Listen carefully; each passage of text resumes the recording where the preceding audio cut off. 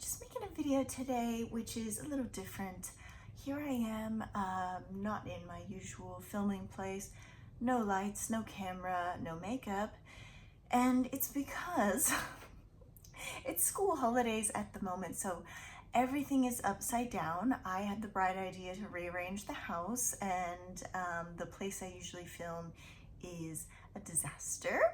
The children are in the other room. You might hear them, so I'm just taking a risk.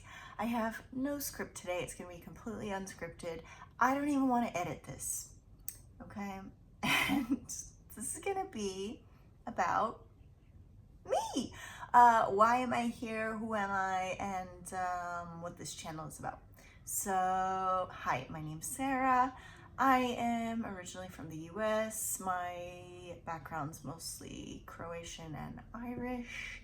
And I was raised in a fun little place called Utah. And yes, I was raised Mormon.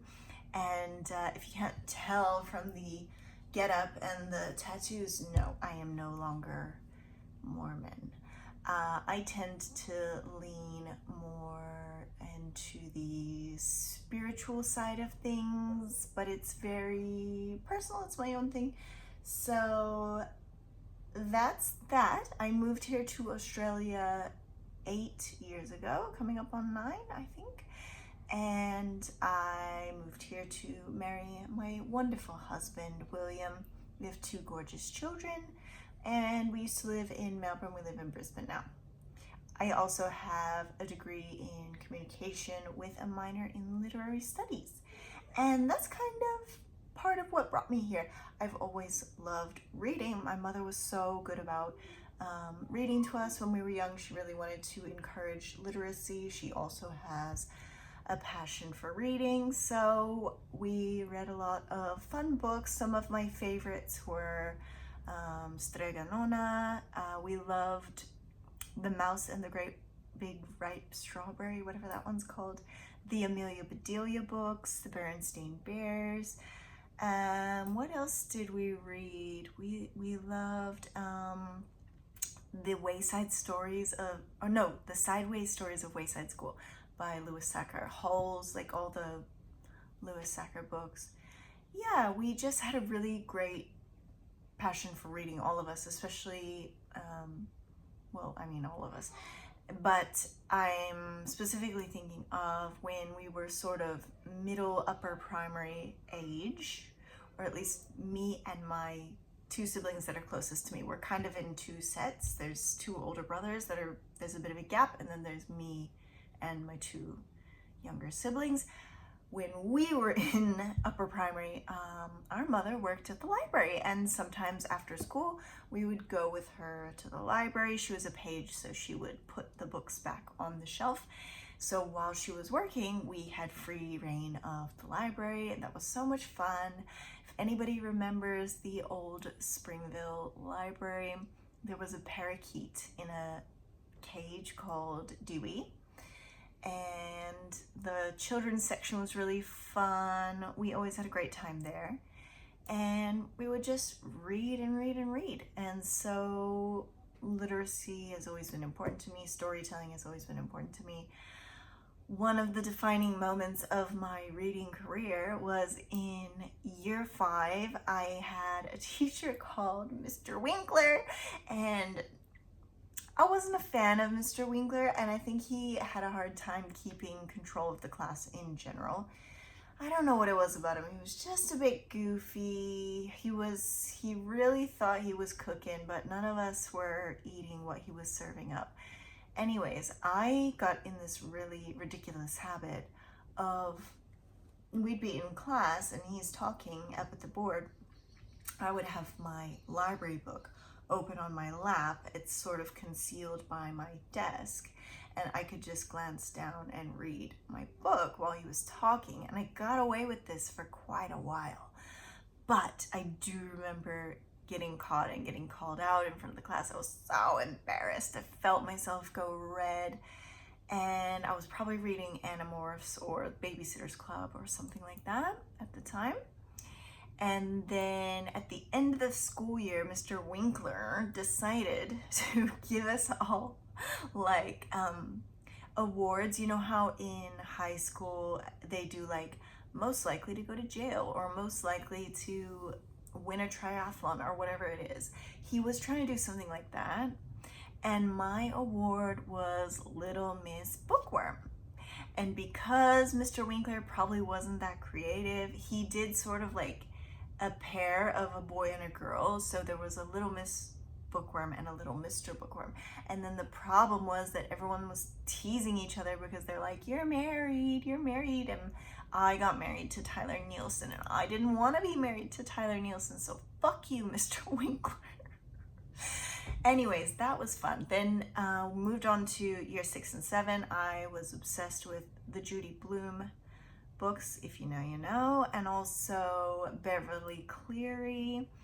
I just really that's when I also started to get into fantasy, the Anne McCaffrey books, the Black Cauldron, so on and so forth.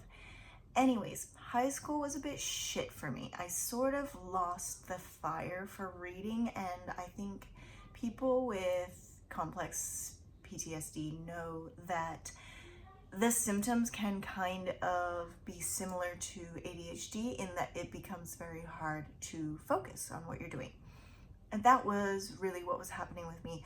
I was too upset and dysregulated all the time. I couldn't focus on my schoolwork and I couldn't focus on books. So I sort of stopped reading that much for a long time. I'm ashamed to admit it was a long time. I did I read here and there. I would read this and that, and I got really into natural healing. I would read like herbalism books or self-help type of books, and I got a little into manga and things like that, but I generally stopped reading, which is sad. I mean, given that I was such a voracious reader before, it's sad. I spent a long time just not reading. However, once I started my degree, obviously you have to do a lot of reading at university, so that sort of primed the system for wanting to read again.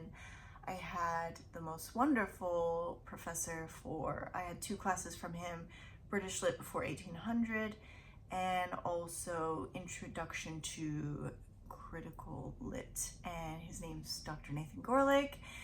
He doesn't work there anymore. I think he works in New York. Anyway, my son's named after him. He was extremely influential in my life and in my reading syllabus. So he introduced me to a lot of things like Freud, Borges.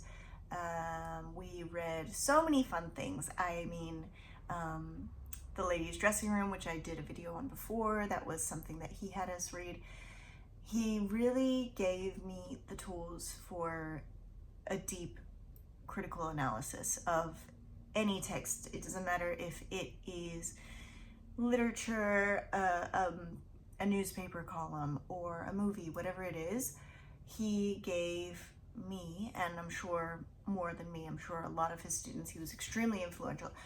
He really pushed you to read between the lines and to look into your own psyche as well. So that whole experience was transformational for me. In some ways it was scary and hard, and it was I was extremely depressed at the time. So in some ways it was hard, but coming out of that and realizing the gift that he gave me. I mean, as I said, my son's named after him, so he had a major influence on my life. From there, moved to Australia and had my 2 beautiful babies. And after they were born and I was putting together their library, I was just reflecting on, as I said, how voracious a reader I used to be, and that I wanted them to know that about me. I wanted to model reading for them, and I also just wanted to get back into reading. So I started picking up books again. When we would go to the library together, I would browse and I went back to my old roots. I went back to some fun fiction, some fantasy. Those were the things that I just adored when I was younger. And so here I am. I'm on this renaissance of reading for myself, and I am proud to tell you that I'm really back to my former pace of just gobbling up a book and really being able to retain what I read. I think that is a mark of how much work I've done in my mental health and my physical health. That's another thing about me. I've been on this health journey for a long time. I have so many of those weird symptoms that doctors don't know what to do about. So I've been on this health journey. I'm really into whole foods, growing my own vegetables, herbalism, natural healing, circadian rhythm therapy, and so on and so forth. Here I am, 39 or 35 years old, and decided to change the concept behind my YouTube channel, because obviously if you scroll back you can see that I've had this channel. I've been uploading consistently for about 10 years, but I was previously making videos about Japanese dramas.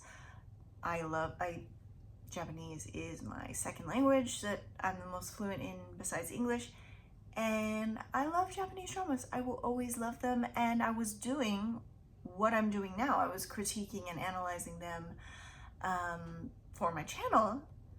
Why did I stop doing that? It's because I do this circadian rhythm therapy, and because I have two wild children, I just don't have the time. I mean, most series are pretty short. They're usually like 10 episodes, but that's still 10, 40 to 60 minute episodes that you have to get through to make a video. I can read a 600-page book in 4 days, and I find that it's more relaxing, better for my nervous system, less stimulating, and it's just better for me right now. That is why I decided to make my channel about literary analysis instead of J-dramas. I will always love you, J-dramas. I love you so much. But it's time for me to join once again with the power of the written word. So that's me. That's why I'm here. If you got through this video, thank you. I can't believe people watch this video. I do have some lovely friends. Shout out to them. Hi Willie, hi Nick, hi Becky if you're watching. Thank you so much for watching, everyone, and I will see you later.